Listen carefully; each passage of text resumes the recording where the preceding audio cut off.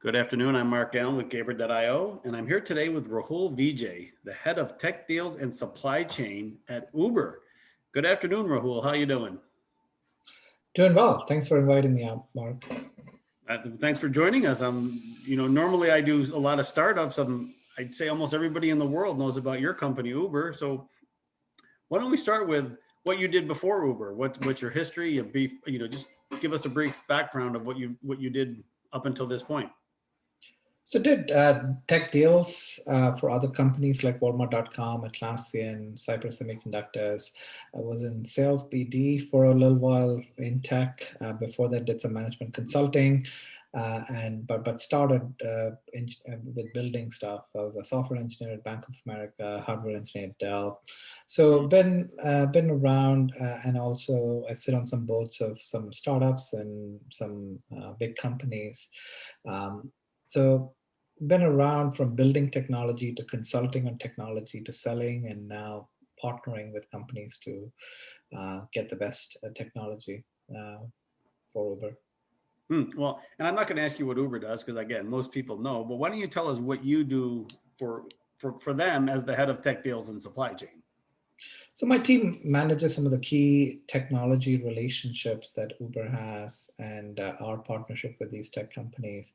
And for us, supply chain means we build our own hardware and fill them up, fill our data centers with our hardware. So we manage the supply chain of all those goods coming into our facilities. So we long story short, my team is the conduit to manage um, the technology partners that Uber has. And is that both hardware and software tech? Hardware, software, connectivity, cloud, data center. Wow. So that's quite a lot of responsibility because last I looked, you guys were handling a lot of volume every day. Yeah, we need all of these different technology partners to fulfill their role as partners of Uber to get us to go where we want to go. Mm-hmm. Well, very cool. So you've been doing this for a while now. Uber um, is a major corporation, but the pandemic hit. How did that affect your company as a whole, in particular your particular role? I mean, some of your business probably increased and some decreased. Is that true? Yeah, so I think pandemic was an interesting situation for Uber and a lot of teams, including mine.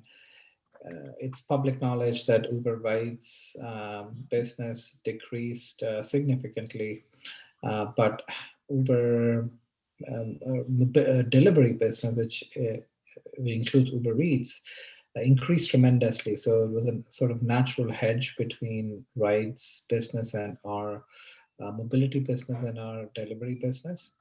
And and it's public knowledge that we had a layoff um, back in May timeframe, partly because the world was going through a different difficult patch. But since then, I think the company has been rebounding very solidly. Okay, and then um, you guys, I'm assuming you have data centers all over the world, correct? And you have people all over the world, right? So has your view on remote work changed since the pandemic? Were you mainly trying to keep people in offices in certain locations, or have you decided to look out more and just look for the best talent available? So we have had offices in more than 70 countries and 700 metro cities around the world. If anything, what the pandemic showed us is that a lot more remote stuff can happen. So we consolidated a lot of our individual offices into central hub locations. So um, yeah, people can go into those hub locations or work remotely or do a combination of both. And we have been open in various tech and operation circles to have remote work. Pandemic definitely accelerated the pace of how acceptable it is to do that. Hmm. And so what do you personally think is going to be the future of remote work? Do you think it's here to stay? I mean, look at like start with your company and just for then companies, you know, the average company out there?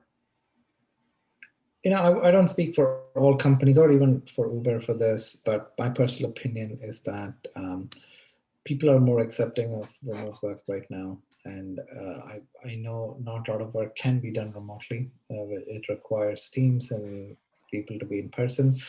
But people are fundamentally going to ask questions in the boardroom that what percentage of your organizations can be remote?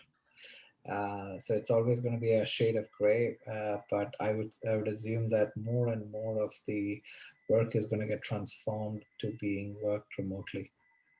Very cool. So, and since you live in San Francisco, have you noticed that there's been a bit of an exodus from the city of San Francisco, and do you think that will continue? I think I've definitely noticed an exodus, falling rents, falling failing businesses, etc. But I think it's all very much hinged, in my opinion, on vaccines. And if things come back and cities open up, people are going to come back again and take advantage of cheaper rents available right now. Yes, the rents are definitely cheaper now. There's no doubt about that. So, Rahul, I want to thank you for your time today. It's great talking to you.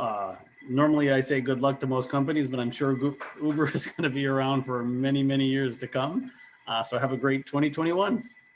Thank you, Mark. Appreciate the invitation. All right, bye.